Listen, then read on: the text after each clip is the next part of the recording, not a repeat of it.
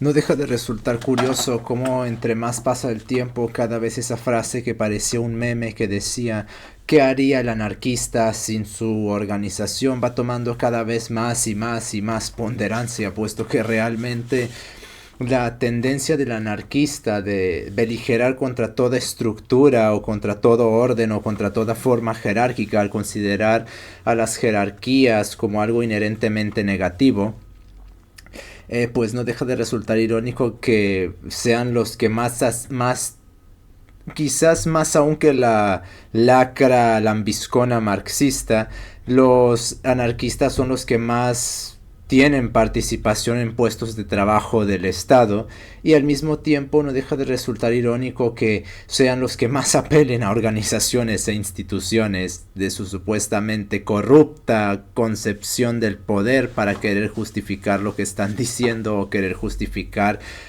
actos o moral o ética o lo que sea.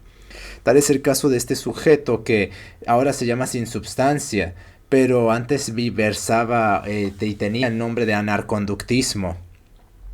Y no deja de resultar irónico y curioso que en un video al respecto de la conducta humana, al respecto de la salud mental, nunca se moleste en de hecho llegar al núcleo de la cuestión y váyase por las ramas en un festival de me cito a 45,000 autoridades. Habría que preguntarnos quién les dotó tal autoridad. Me vas a hablar de salud, cítame a Hipócrates, cítame a Pasteur, cítame pues no lo sé, a un médico, el doctor John Campbell, por se me ocurre algo. ¿Qué tiene que ver la OMS con la salud? Si esa organización es prácticamente una organización filo o criptoterrorista al servicio de una sarta de mafias, principalmente compuestas por los grandes capitales, para intentar imponer una suerte de institución supranacional que subordine a todas las naciones y a todos los órdenes de gobierno hacia sus dictámenes junto con la ONU y junto con el Banco Mundial. Un anarquista lo último que tendría que estar haciendo es subordinarse a sus dictámenes, puesto que al considerar a las instituciones y por participar en una jerarquía e implicarse en el Estado o implicarse en la dinámica de poder tan belial que ellos consideran que es, deberían de pues justamente no tomar en cuenta eso. Digo, la postura fundamental de un anarquista tendría que ser, al respecto del conocimiento, tendría que ser la de Paul Feyerabend con su anarquismo epistemológico y a tragarse las consecuencias ridículas que se implican en tal cuestión, como homologar la física cuántica o la física newtoniana al chamanismo, en lo referente a validez predicamental y demostrativa y praxial, y bueno, en prácticamente todo aspecto en lo cual es posible homologarlas, ya que de lo contrario no se está siendo coherente de ninguna manera, porque se está presuponiendo que hay una jerarquía de ciencias que subordinan a otras, y eso es el pecado del anarquista. Pero bueno, en el video al que se está respondiendo, que está en la descripción si a alguien le interesa, no deja de resultar curioso que no se responde a la cuestión, sino que simplemente se evita el núcleo fundamental del asunto. ¿Hay algo relacionado a la salud en conducta? Si yo tomo como fundamento a la OMS, yo no tengo argumentos. Una cosa es la salud en lo referente a lo biológico y otra cosa es lo que podríamos llamar su referente en la conducta, puesto que la biología trabaja en un orden diferente al cual trabaja el orden de la conducta. Pero, ya que son formas Y hablamos de totalidades y no de un reduccionismo operacionista, que es el que comete la ciencia, puesto que la ciencia no estudia las totalidades, sino que estudia las partes y las operaciones de una totalidad que no puede sintetizar. Puede la ciencia decir que un hígado hace esto o aquello, pero no le puede predicar a la totalidad del hígado algo, puesto que no tiene forma de concebir dicha totalidad. Puede decir que el hígado es para esto. Muy bien, pero que el hígado haga algo, o que se haga algo, más mejor dicho, en el hígado, no quiere decir que es todo lo que sea, puesto que hay unas formas relacionales, la cual la ciencia está proscrita de poder utilizar, puesto que eso ya es competente a la filosofía. No se debe transgredir en la praxis científica los límites que tiene la ciencia, puesto que si no, aparte de crear una idolatría bastante sagalesca y ridícula y hasta penosa, al mismo tiempo también pretendemos que la ciencia puede mostrarse en todo y meterse a absolutamente todo, y eso es un severo problema porque la ciencia no puede concebir totalidades. La ciencia puede utilizar palabras para describir las totalidades, pero en la hora de su praxis no tiene forma de con sus términos referirse a una sola totalidad. Por poner un ejemplo, en física se puede describir un átomo de hidrógeno en virtud de determinadas propiedades, pero no se puede definir un átomo de hidrógeno utilizando el lenguaje matemático, puesto que el lenguaje matemático ya toma como fundamento el operacionismo que versa sobre la relación de las propiedades, no de todo el conjunto, de determinadas potencias de ese átomo de hidrógeno. Si yo le digo a un físico para que sea coherente, tendría que de alguna manera definirme matemáticamente una partícula, no con su movimiento, no partes de ella, no la función de onda. La totalidad de la partícula, toda su forma me la tendría que describir matemáticamente. ¿Y cómo va a hacer eso si ni siquiera se sabe cómo demonios surgen las partículas en primer lugar? Porque se sabe que existen, pero cómo surgen, eso no se tiene ni la más mínima idea. ¿De dónde sale un quark, por poner un ejemplo? O partículas más pequeñas que podría haber de eso.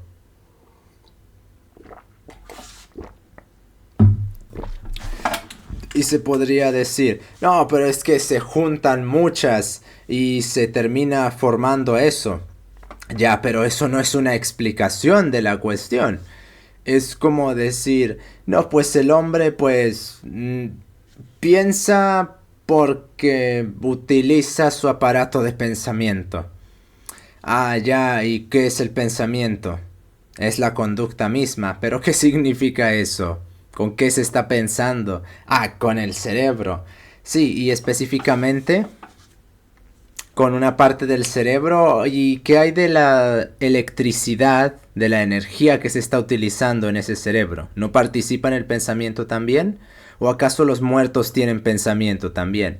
Porque si no tomamos en cuenta los impulsos nerviosos, entonces no estamos tomando en cuenta la totalidad del proceso.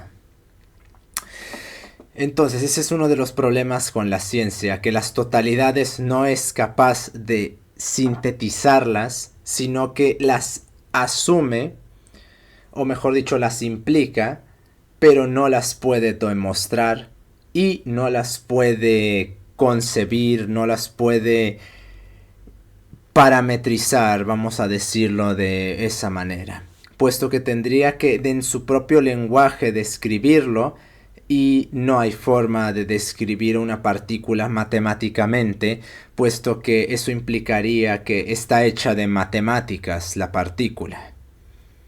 Tendría que haber una especie de lenguaje que emule las operaciones que representan la forma de la partícula para poder hacer algo como eso.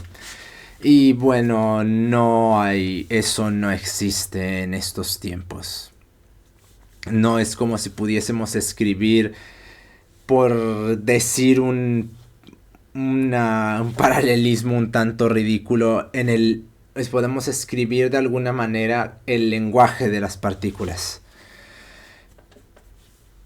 Por absurdo que suene eso, y no estoy siendo metafórico, estoy hablando de literalmente escribir el lenguaje de las partículas. No podemos hacer eso, escribimos con el lenguaje del hombre, o mejor dicho, con la lengua del hombre.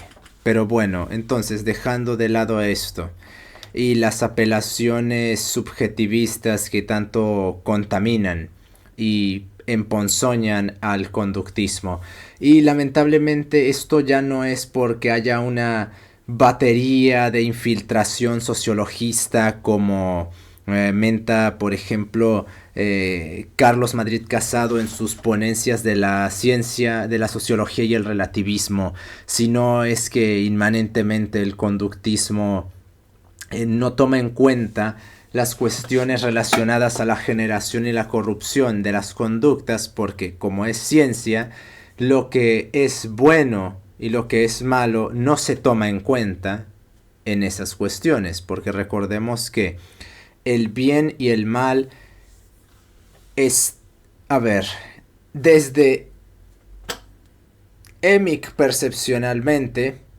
no está presente, puesto que se considera al mal como una especie de cuestión moral que no tiene remisión a la realidad y que no trasciende nuestros dominios. Quizás algún género humanoide creerá que la moral y la ética también encompasa a los animales.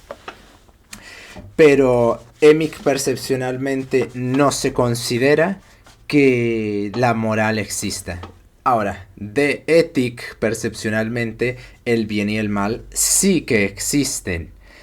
Y también de ahí está esa problemática de que la ciencia no pueda tomar el bien o el mal, porque implicaría una totalidad, y no solo ya una totalidad, sino una totalidad en virtud de unas relaciones que implican sus potencias y la forma y los actos, y no es como si hubiera una descripción físico-matemática de lo que un acto es. Eso ya es propiedad de otras cuestiones, ya eso le compete a la teología o a la filosofía, describirlas y disertar al respecto de ellas.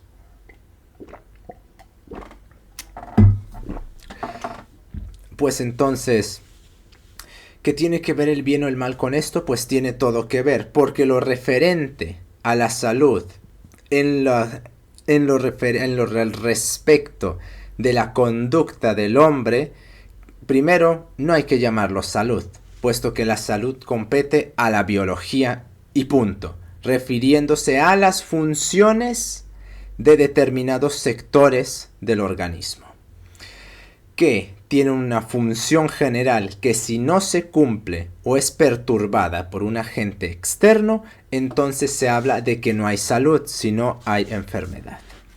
La salud entonces es el correcto funcionamiento y la ejecución de las funciones de los componentes del organismo, componentes biológicos. Porque cuando se enferma uno de la gripa, no se enferma del sistema musculoesquelético, sino que está enfermo, podría ser de las vías respiratorias, por poner un ejemplo. Cuando uno le duele la cabeza, no está enfermo de las gónadas, sino que hay un problema relacionado a algo que puede catalogarse como una enfermedad dependiendo de qué tipo de dolor sea. Cuando se enferma algo, no se enferma todo el cuerpo, se enferma una parte del cuerpo, y ahí es donde se puede hablar que no hay salud, hay enfermedad, porque no se está ejecutando la función correcta y relativa a las funciones que tienen los órganos o los componentes biológicos del cuerpo para con su finalidad, vamos a decirle.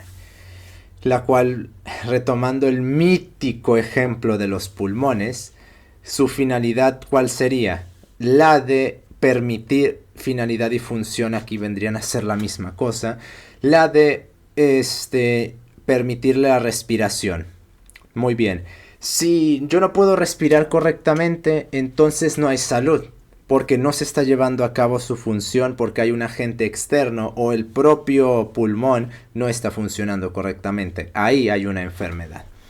Ahora, muy bien, el análogo en la conducta no puede remitir a la salud, puesto que eso remite a una función específica y fundamental de los organismos. Y sí, también se puede catalogar que un pulmón es un organismo biológico, porque organismo pues es un término kantiano que puede predicársele a prácticamente cualquier cosa. Cualquier sistema es un organismo, siguiendo a lo que dijo Kant. Hasta el universo y la realidad serían organismos también. Pero bueno, para no hacer esto largo, ¿hay salud en conducta? Sí, no hay que llamarla salud, porque no necesitamos meter más cosas de las que competen a otras cosas. Salud ya se dijo que es biológico, punto. En conducta podríamos relacionarlo a estabilidad, a funcionamiento, a corrupción o generación. El término correcto, pues voy a tomar la de estabilidad en lo referente a. ¿Y por qué estabilidad? Puesto que la finalidad del sujeto no va a poder ser llevada a cabo si se encuentra en un estado veledeital. Ay, es que yo no sé qué significa esto.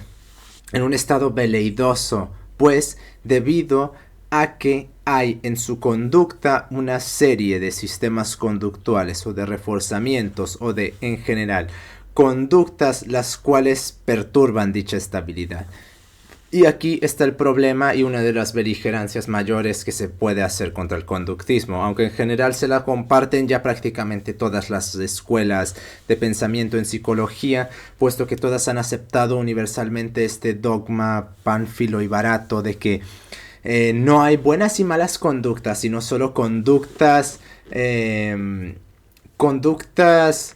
buenas referenciales, aunque lo de bueno tampoco, conductas adaptativas o desadaptativas. Y bueno, eso solo es un penoso y por no decir patético intento de querer eludir la cuestión del mal, puesto que, a ver, señores, esas conductas desadaptativas contextualmente también implican una categoría de bien o de mal, y no solo la implican, sino que la trascienden por completo.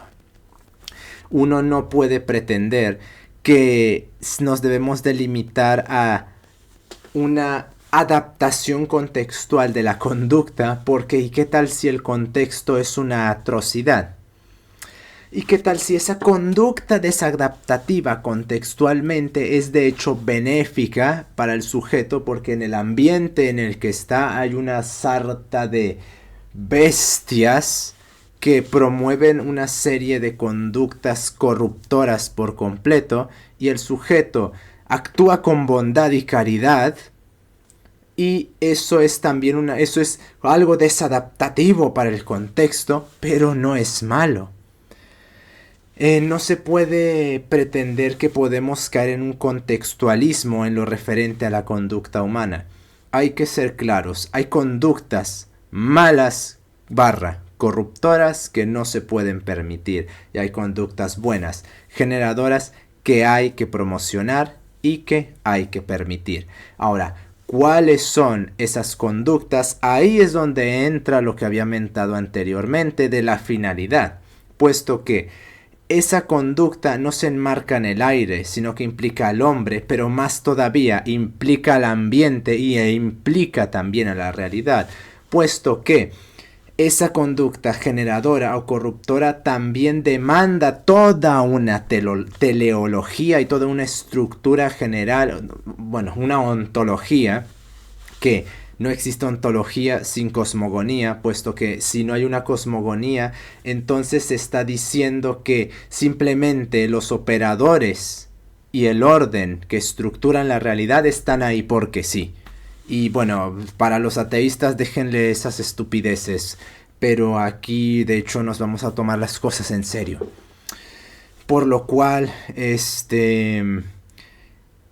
para remitirnos a lo que puede ser el bien y el mal para la estabilidad conductual del organismo, por fuerza se necesita remitir a toda la realidad. No puede obviarse ni pretender que la conducta de los organismos está aislada de la realidad.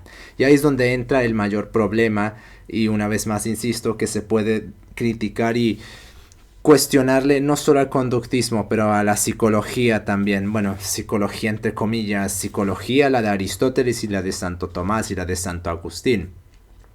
No esta lacra remedo de neuropsicología que quiere presentarse como algo distinto de eso que se llaman ciencias cognitivas y luego meten a la lingüística dentro de eso. Sí, seguro, hijo.